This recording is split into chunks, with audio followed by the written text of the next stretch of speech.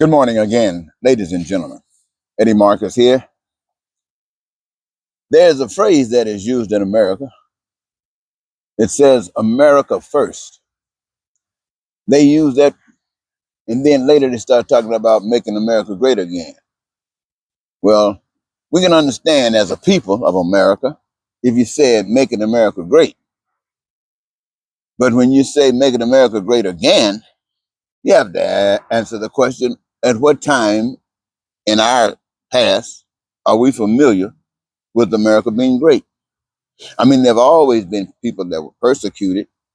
There have always been people who have suffering a lack. There have always been reasons to have dissension and hatred and racism. So when in the past was there a time when America was great? So we just feel that they made a mistake on that one. Okay, America was never great, but it can still be great. And what was required to make it great at any time in the past is the same that is required to make it great today, or I can imagine the future. Question is, do you know what it is and are you willing to adhere to? Now, that's a question that only we as individuals that add up collective can answer. You know, they say America first, and it divides people about what that means. And the reasons are many. But as I think about that and have given it thought for quite some time, I'm asking, is that the real thing that matters? Because as I've been taught to understand, is that there is a greater preference, and that is that which was designed by the Creator, the invisible Creator, that we are the evidence thereof, but we can't lay any eyes on beyond the evidence. And so we look at that. What is it? And that, as I see it, is God first. God first. Mm. Now, when I say God first, that's applicable to right and left. That's applicable to right and wrong. Well, I'm sure wrong might disagree with it, but nonetheless, for it to straighten up, it's going to require the same basic things. So I'd like to focus on God first, that which works for everyone. Now, when I'm speaking and thinking of that and want to relay that to you, which gives you great power, all of the power you've always been given, the responsibility of creating your own heaven or your hell. But now, since we are not of what we were, but now what we are becoming, we know that everybody here needs to participate in being here because what we are doing is living. This is about life. To live, you got to be engaged, or there is no life. And so we, for some strange reason, have concluded that that involves a job, that involves a career, that involves people in America, in one way or some, engaged in a process that we can call a career or a job. It might be anything that's rendering service to the public or to your immediate. Basically, whatever job you can have outside of the home or jobs inside of the home, they're the same thing. They equate the same. And I mean the same. The idea is, listen clearly, is to find something that, define something that you love. You know, athletes, whatever specialty that they're in, they usually love it. They love it. And that's what gives them motivation. Other stuff there, but loving it is the main one. And so it sounds like it's a unique thing for everybody to love what you do, to love it. I mean, really love it. And you will be great at it. because you will remove any restraints because of your love. No one has to remove that. You will remove it to be the best that you can be. And you hope it's good enough. Because anything left, you want to stretch it there as well. And this is whether you're an engineer, whether you're a painter, whether you're a digger, whether you're the son. Now, what does that do, ladies and gentlemen? That makes everybody in America a participant in the daily life of America, the daily living of America, equally, because everybody is doing their thing that they love. Now, what happens that I haven't said to you yet, but I'm glad to say it, is that when you've chosen what you love, there's a reward that comes back to you. It's usually called joy, something that the world can't give and the world can't take away. But it is enough to keep you fulfilled and satisfied in this life. And at the same time, all those things outside of you as an individual that's processed together creates in a reservoir of goods and services that you, the people, have determined, I like to say it like this, are essential for that fulfillment, for that satisfaction, which includes peace, prosperity, freedom, joy, and happiness, and living your dream. And this is what you working together causes the manifestation thereof, because you suffer for nothing. Your needs, your wants, and your desires are met. I'm telling you about a new system. I'm telling you about God first.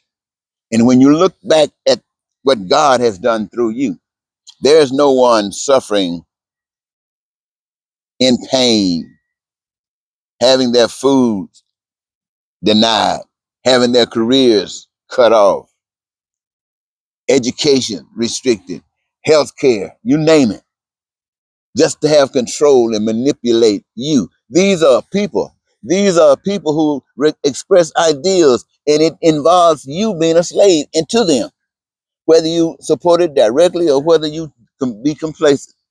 Don't be against it. Just shut up. That's the only way it exists. But I come to tell you, put God first.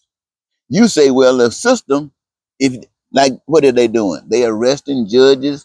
They are arresting people who represent the truth. People, you tell the truth, you lose your job. You tell the truth and be honest, you won't even be hired by the federal government as it stands today. So you just accept that. That represents, my friend, who and what it really is. That represents America first. That represents America first.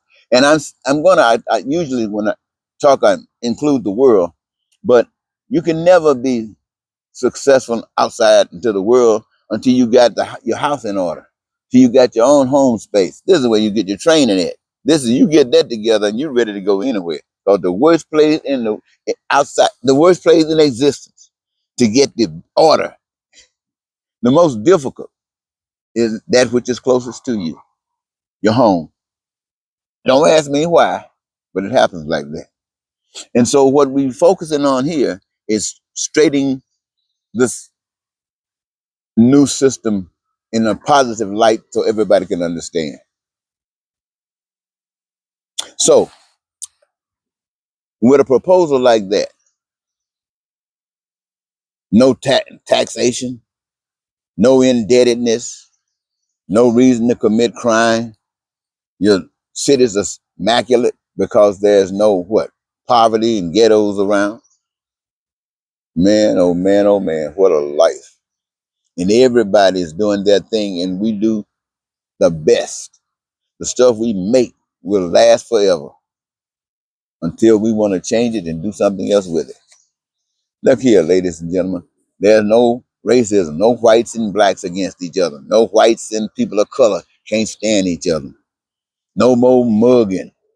No more trying to find ugly things to say about one another and trying to be more uglier than the other. Wow. I invite you, ladies and gentlemen, to put God first. Now, When I say put God first, many of you will say, who's God? I say the God that loves you and your neighbor. If the only God that you know loves you and hates your neighbor, don't believe there's a God. That's a trick. Your God got to love you and your neighbor. And what does love mean? It means that fantastic thing that you see that you are, so is your neighbor. And what you would do and have to protect you is the same for your neighbor. If they need it. I mean, you're not trying to say you got to be sick because I'm sick. But if I'm sick, I want a doctor. And I'm sure you will want one as well. And he must be there for you according to the plan of God first. So, ladies and gentlemen, I'm going to cut this short. It is about God first. When you think about all of the things that's going wrong, when you think about a particular political party that steps out and does the opposite of what God is about, they're just telling you who they are. And how you respond says who you are. Now, right now, there are so many Americans who are connected to that which we call evil that's going haywire in America today. But they didn't know they were doing it. They say they were tricked. They were lied to. They said the prices were going to go down, and the people accepted that and bought that into that and gave them a certain amount of their power. But when they got in power, prices didn't go down, they went up.